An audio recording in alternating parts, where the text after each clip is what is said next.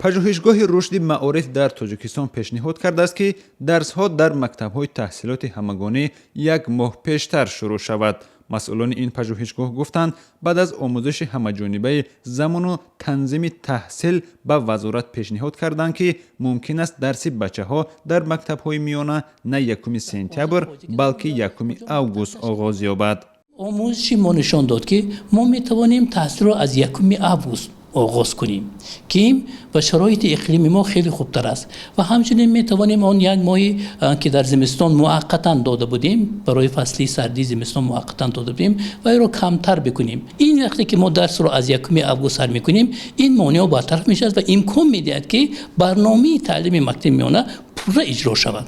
خود وزارت معارف تاجیکستان از پژوهشگاه خواسته است که امکان تغییر زمان تحصیل در تاجیکستان را تحقیق کند. اکثری مکتب ما در دهات است، در کوهستان است، در قشلاق جاها است. ببینید که ماه ایون الکی بچه‌ها وقتی کشتی حاصل سر می شود.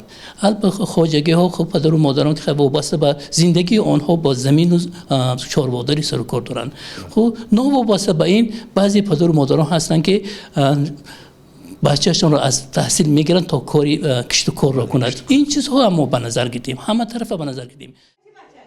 سبب بروقتر یعنی در ماه آگوست آغاز کردن این درس ها را در آن میبینند که برنامه تعلیمی درست از خود کرده شود و هم طلبه ها برای آمادگی به امتحان های دانشگاه های عالی فرصت بیشتر داشته باشند. متدیک نو جاری کرد. پژوهشگاه رشد معارف میگوید این اقدام به خاطر شرایط امکانات تاجیکستان گرفته شده است و در کشورهای پس و شوروی تاجیکستان شاید اولین کشوری می شود که به تغییر نظام شوروی تحصیل درس را در مکتب‌های عمومی 1 ماه قبل شروع می کند. هرچند این تصمیم هنوز یک پیشنهاد است و قبول شدن آن از طرف مقامات بالایی ناروشن است، ولی ساکنان به آن اندیشه های گوناگون دارند. باید هر یک خواننده 3 ماهی تعطیل خود را داشته باشد. وقتی که همین خیلی قرار میبرند از طرف وزارت معارف و علم جمهوری تاجیکستان حتما هم جبهه هاش دیده میبرایند. وقتی استراحت باشد از ماه مای وقتی که استراحت میدن همون وقت تشکیل میشد وقت استراحت لاگرهای نزدیک مکتبی. اکثر کشورها سال خونیش رو سپتامبر سر میکنند. برای ما شاید که ضرور نباشد که آگوست گذرد.